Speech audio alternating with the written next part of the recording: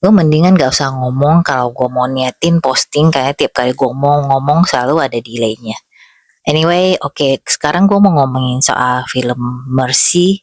Ini kayaknya film baru deh, gue nontonnya pas gue lagi di pesawat dan kayaknya sinopsisnya menarik. Dan gue juga ngelihat bintang filmnya juga bintang film yang ya oke lah, cukup terkenal, walaupun gue sebenarnya nggak peduli dengan siapa yang main, yang penting kalau kayaknya menarik, kayaknya bisa bisa enjoy dan konsepnya intriguing, gue mau nonton. Jadi Mercy ini ceritanya tentang ya di zaman sekarang di mana AI itu ada di mana-mana. Gue bosen dengar kata AI, AI di sini, AI di situ. Lo mau nggak pakai AI sini, pakai AI di situ, website apapun, bentuk apapun yang padahal gak perlu semuanya nawarin pakai AI, pakai otak loh, otaknya udah karatan loh nggak dipakai, semuanya pakai AI, musik pakai AI, writing pakai AI, kerja pakai AI, tugas pakai AI. Oke deh, gue cuman ngomel-ngomel aja. Tapi anyway, oke, ini tentang AI. Jadi ceritanya di masa depan, sebenarnya ini bukan masa depan sih, kayak sekarang aja tuh kriminalitas terutama di negara-negara tertentu itu tinggi gitu loh. Gue juga nggak tahu sih karena gue nggak tinggal di sana, tapi gue kan sering baca-baca berita juga orang-orang kayak ngerampok toko atau apa tuh main ngeloyor aja. Kalau gue nggak salah di California itu selama hasil-hasil pencurian lu nggak lebih dari $950, itu lu nggak dapet consequences gitu. Jadi mereka kan kasihan orang-orang yang buka toko. Cara mereka untuk menanggulangi adalah semua barang ditaruh di atas harga 950 ke atas. Jadi misalnya lu beli satu ciki deh. Jadi harganya mungkin $151.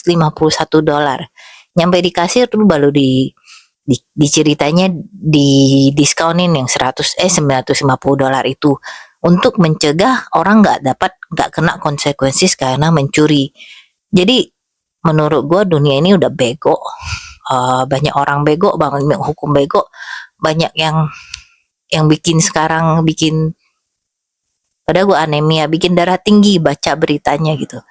Jadi film ini bilang dengan kriminalitas yang tak terkontrol, dengan jadi dia ada sinopsisnya di depan dengan overpopulation di prison. Jadi mereka mencari cara baru untuk mempercepat persidangan. Jadi kalau di sini menurut gua ya ini kan namanya film ya, namanya juga mungkin script gitu. Mereka bikinnya agak-agak garuk-garuk di awal, di kulit doang gitu. Jadi ada suatu ide yang menarik, mereka jadiin film. Dan kalau kita gali-gali lebih dalam mungkin banyak yang nggak masuk akal ya, tapi namanya kan film buat entertaining. Oke lah, mungkin bikin orang mikir sedikit, at least mereka ada effort, ini filmnya original bukan kayak yang bikinan kayak Ice Age ke 53 atau apa Spider-Man pakai kolor biru atau apa, pokoknya yang lebih original bukan sequel, remake atau apa. Jadi oke, gue appreciate effortnya. So di zaman dimana mereka mau mengontrol kejahatan, apa yang dilakukan adalah membentuk sebuah sistem yang dinamakan Mercy. Jadi Mercy ini ceritanya mereka bisa bikin persidangan, begitu lu melakukan kejahatan, lu langsung ditangkap, langsung disidang, dan lu dianggap bersalah langsung dihukum mati, pupuk cepet gitu. Tapi problemnya gue lihat dari 2 tahun mereka cuma eksekusi 18 orang. Ya mungkin kasusnya banyak, tapi ternyata enggak, kasusnya cuma 18. Karena kayaknya execution rate-nya tuh 100% so far. Jadi semua orang uh, kayaknya karena nggak terlalu diceritakan dengan lebih dalam, semua orang tuh kayaknya terbukti bersalah. Mungkin nih kayak yang bener-bener buktinya tuh di depan mata, yang kalau orang ngelihat sekilas, yang jarang baca Sherlock Holmes, ngelihat oh ini pasti pembunuhnya nih, terus udah potong gitu. Nah ini juga yang terjadi di sini. Jadi ada satu protagonisnya, ya ampun gue kok lupa namanya, pokoknya yang dibintangin sama Chris Pratt. Ini tahu-tahu dia bangun udah ada di kursi kursi, nggak tahu mereka eksekusinya pakai apa, pokoknya di kursi eksekusi. Jadi dia ceritanya punya 1,5 jam untuk disidang, dan kalau dia nggak bisa memutarbalikkan, bukan memutarbalikkan sih, jadi persentasi bersalah dia itu harus di bawah 92% baru dia bisa menghindari hukuman mati. Jadi dia tuh udah siap-siap, udah tangannya udah diborgol, kaki diborgol, ada di satu ruangannya gede kosong. Gue tadi bingung kenapa ruangannya kayak gitu, ternyata itu bisa buat kayak visual reality, kayak bisa buat, ya keren sih bikinnya. Oke. Jadi pada saat dalam 1,5 jam ini dia bangun, gue ngapain? Ternyata ceritanya dia ditangkap karena dia dituduh membunuh istrinya. Nah dia kan bingung, kok kayak gue gak inget apa sih gitu. Dan yang jadi AI-nya itu namanya Maddox, kok gue inget ya. Ini dimainkan sama Rebecca Ferguson, dia ada di mana-mana deh kayaknya di film-filmnya sekarang, aktingnya bagus sih. Dan di sini menurut gue aktingnya agak berlebih-lebihan buat AI, tapi mungkin itu maksudnya dia. Nah jadi si judge ini, Maddox ini, dia adalah judge. Jadi sekarang lu ngomong sama AI ini, dia bilang lu bersalah karena membunuh istri lu. Jadi lu punya nggak pembelaan kalau misalnya lu bisa menurunkan persentase guilty-nya lu sampai 92%, lu nggak akan dieksekusi. Tapi ini adalah sidang dan berlaku sekarang. Terus si Chris Pratt-nya, tunggu, gue ngapain? Gue nggak inget apa yang terjadi. Nggak mungkin gue bunuh istri gue gitu. Tapi dikasih lihat evidence. Oke, evidence-nya dia kayak pulang marah-marah, terus gak dikasih masuk sama istrinya, dia dobrak, terus dia mabuk-mabukan, bikin kericuhan di bar. Terus dari historinya dia memang suka memang alkoholik, terus mungkin orang juga agak fisikal, agak main tangan. Dan udah itu bukti-bukti lain yang bikin kuat itu tuh gak ada monyet lain yang nyamper ke rumah mereka pada saat kejadian, karena kejadiannya di jam pagi itu, selama pagi itu nggak ada yang datang ke rumahnya dia, nggak ada juga yang masuk ke neighborhood, dimana orang-orang yang nggak tinggal di situ, cuman dia doang. Jadi buktinya itu udah kenceng nih, udah itu mereka tuh kayak memang udah nggak akur gitu loh. Jadi sebenarnya memang kalau di kenyataan, di dunia nyata tuh kalau ada orang yang dibunuh, homicide atau murder, biasanya yang dicurigain duluan emang spouse-nya. Dan sebenarnya persentasenya sangat tinggi kalau pembunuhan itu dilakukan sama orang yang dikenal. Dan persentase yang dibunuh sama spouse tuh tinggi gitu. Tapi biasanya mereka pasti ada motif kayak asuransi, kayak ada crime of passion, kayak revenge gitu. Nah jadi dari segi kasat mata ini udah jelas nih, ini orang tuh alkoholik, violence, hubungannya mereka nggak baik, dia nggak punya mungkin dia ada di tempat yang cocok pada saat yang cocok dengan pembunuhan itu. Udah itu DNA dia ada di mana-mana, ya itu wajar karena ditinggal di situ. Tapi masanya itu memberatkan dia karena murder weaponnya pakai pisau yang dia sering pegang gitu. Tentunya si Chris Pratt panik dong. Siapa yang nggak panik bangun-bangun tahu-tahu mau dihukum mati? Tunggu katanya. Gua harus gimana nih? Lu bisa nggak membuktikan kalau lu nggak bersalah? Gimana ya? Gitu dia lihat videonya, aduh ternyata kelakuan dia tuh bener-bener, ya kalau monyet yang lihat juga pasti bilang lu pasti bersalah nih gitu. Terus dia juga, aduh gua harus gimana gitu, gimana buktiinnya dalam waktu 90 menit ini. Tapi dia kan ceritanya polisi, ceritanya mungkin instingnya ngelihat kasus ini lebih tajam gitu. Oke lah, daripada dibikin manusia biasa yang tiba-tiba sakti. Anyway, tapi kebetulannya tuh banyak video-video yang akhirnya bisa dipakai. Oke lah, ini kan namanya film. Jadi kayak anaknya itu punya Instagram 2, satu suka posting ngomong sama cowok kalau kok ada suara ya, ada hantu gitu loh. Nah itu awal-awalnya cuma dikasih sekilas-sekilas, tapi yang dikasih sekilas itu ternyata semua video yang bisa dia pakai untuk bikin dia nggak merasa bersalah. Nah jadi selama film ini dia tuh berusaha membuktikan kalau bukan dia yang melakukan, walaupun dia sendiri juga agak nggak inget-inget enggak gitu. Jadi dia tuh punya satu anak remaja dan uh, dia juga karena dia alkoholik, dia tuh punya sponsor. Ya kalau di luar itu lu mau tobat jadi alkoholik, lu ikutan grup yang namanya EE, kayaknya Alcoholic Anonymous, terus di mana lu cari satu sponsor di mana orang yang membantu memastikan kau lu tetap sober itu biar ya tobat lah, nggak minum lagi gitu. Nah jadi orang ini juga ditunjuk, uh, dia mau ngomong sama orang lain ini, terus si judge nanya, ya lu bisa nanya dia apa aja, dia bisa jadi karakter witness juga, atau bisa jadi orang yang mungkin bisa kasih lu alibi atau apa. Nah jadi toko-toko lain yang ada adalah sponsor dia, si botak, sama partnernya dia, ada satu cewek, partner partner dia pasti polisi, terus sama mertuanya tempat anaknya tinggal sekarang. Dan ya itu, jadi dia mulai coba, aduh, siapa aja ya yang istri gue kenal yang mungkin jadi pelakunya, karena sekali lagi bagaimanapun statistik itu lebih tinggi kalau pelakunya itu orang yang lu kenal, apalagi kalau nggak ditemukan jejak-jejak lain, macam nggak ada robbery, nggak ada apa, dan nggak ada kayak break in gitu. Nah jadi dia berusaha ngusut dari situ. Dan yang bikin gue agak-agak nggak percaya sih, dibilang istrinya temannya cuma 9. Oke, temen gue mungkin cuma sebiji 2 biji, tapi gimana cara mereka kategorikan teman gitu buat orang-orang yang kayaknya sampai bikin barbecue party temannya cuma 9. Gue nggak gitu percaya deh kayaknya.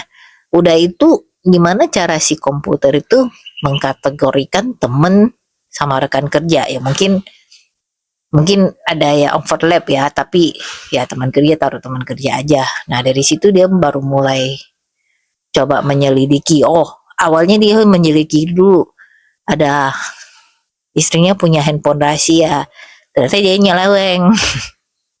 Udah deh, dikejar-kejar cowok yang nyeleweng sama istrinya, dijadikan tersangka kan. Oke, ini sebenarnya ya mungkin cuma buat nambah-nambah filler, kalau misalnya istrinya itu juga ternyata bukan bukan perfect victim. Ceritanya perfect victim itu orang selalu bilang ini victimnya itu baik, nggak bersalah. Nah itu biasanya dibilang perfect victim, makanya orang-orang jadi merasa yang pelakunya itu jahat banget. Tapi kalau victimnya itu nggak perfect, mereka mungkin bisa ngelihat, oh ini mungkin crime of passion, ini bukan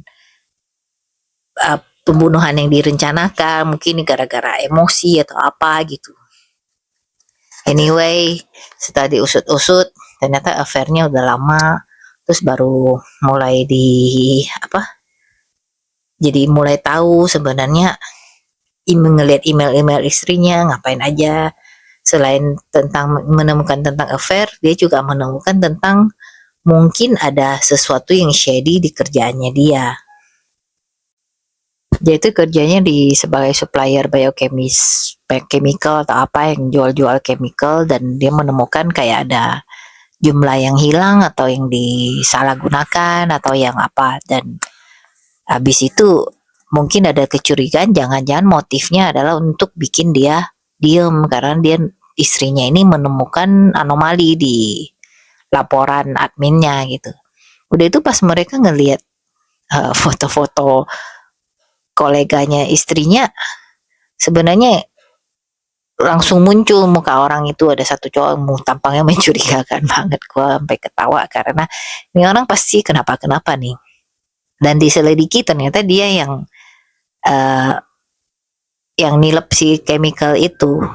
Oke, jadi pada saat ini mereka itu di filmnya itu kayak dibikin asik sih ngelihatnya, karena ceritanya pada saat persidangan itu si AI ini bisa akses semuanya. Lu mau lihat kamera sini, kelihatan semua. Lu mau ngelihat data orang ini ngapain aja, dikerja di mana, laporannya semuanya langsung dilakukan semua, dikasih lihat, jadi langsung bisa dianalisa.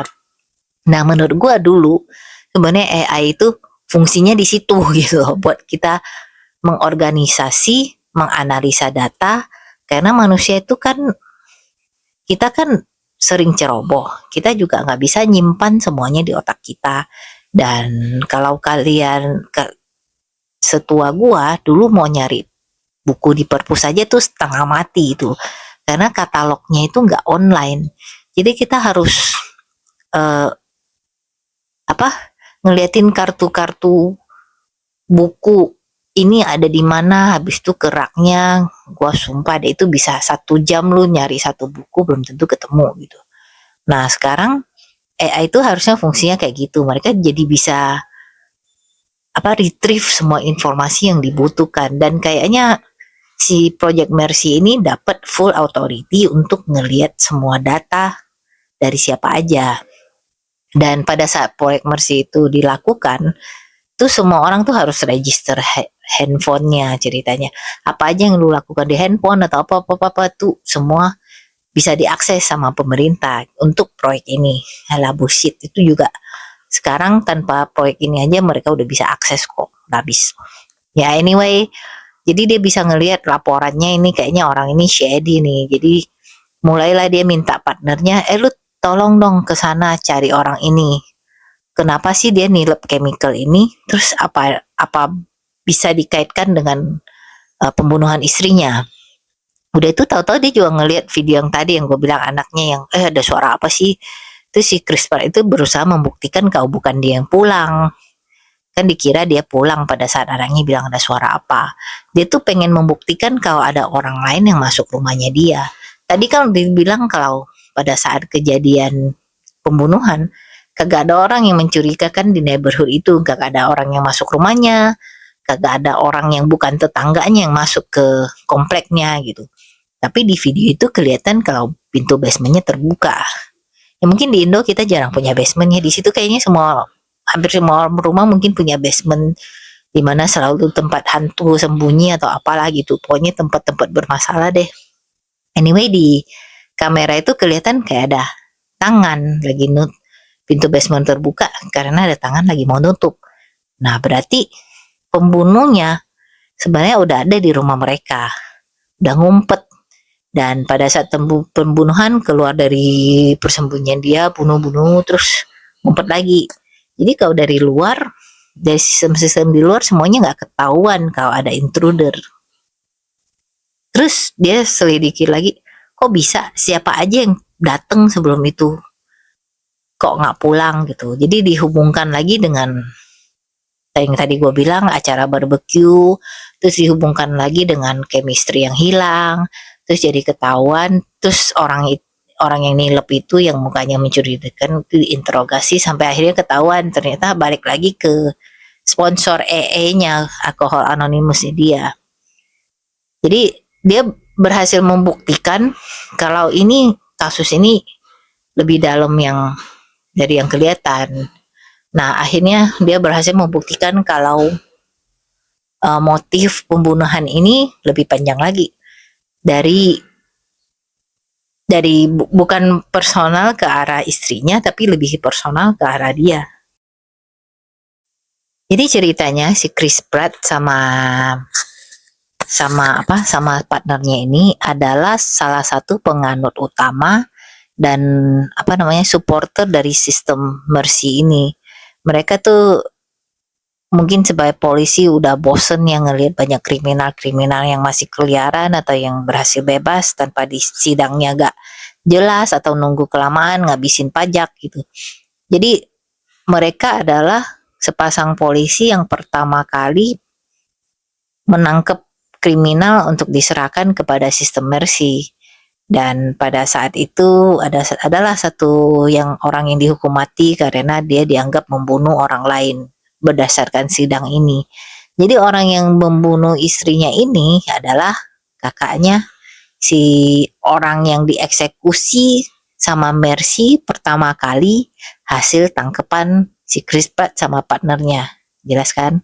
Ya tapi karena kalian nonton review spoiler harusnya udah nonton filmnya dong. Kecuali kalau kalian nekat atau aneh. Tapi ya gitu deh. Anyway, Anyway, balik-balik lagi, akhirnya ternyata partnernya juga terlibat karena dulu dia menyembunyikan evidence. Jadi um, karena dia menyembunyikan evidence, orang itu dieksekusi. Karena orang itu dieksekusi, kakaknya marah. Karena kakaknya marah, dia balas dendam. Karena dia balas dendam, istrinya dibunuh. Karena istrinya dibunuh, dia mau bikin si Krispat juga dieksekusi pakai mercy gitu loh. Nah, jadi sebenarnya ya cukup oke lah, gue cukup gue ngerasa filmnya cukup niat lah dibikin menyambung menjadi satu, dan logikanya nggak terlalu jauh gitu. Tapi selama itu AI-nya kayak mukanya kayak tersinggung gitu. Masa sih gue bisa salah gitu. Terus kayak terharu atau kayak ya yang gue tadi bilang awal-awal, tampang AI-nya itu agak agak terlalu manusia, agak kayak memang ngomongnya kayak robotik tapi dia kayak tersinggung, kok bisa kayak gitu ya, menyesal gitu ya. Walaupun akhirnya oke lah, endingnya cuman pokoknya kasusnya selesai, dah jamur gitu ya. Jadi nggak terlalu damaging lah, gue bilang kau nggak oke, emang ada poin-poin yang lebay tapi juga bisa dimaafkan.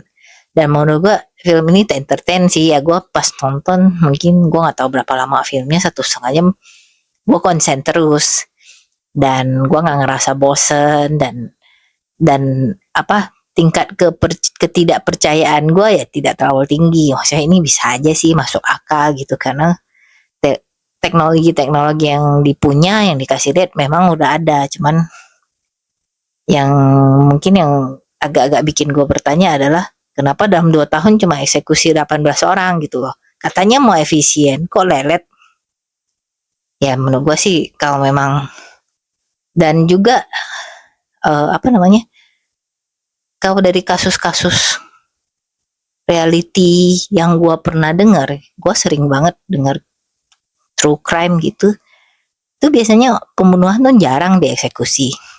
Yang biarpun di Amerika masih ada capital punishment itu maksudnya kayak dihukum mati tuh, atau di negara-negara yang masih mendukung hukuman mati macam Indonesia sama Singapura tuh prakteknya hukuman mati tuh jarang diberikan. Banyak kan mereka tuh kayak ya ngabisin uang pajak di penjara, hukuman seumur hidup, dan jarang ada pembunuhan single yang langsung dihukum mati.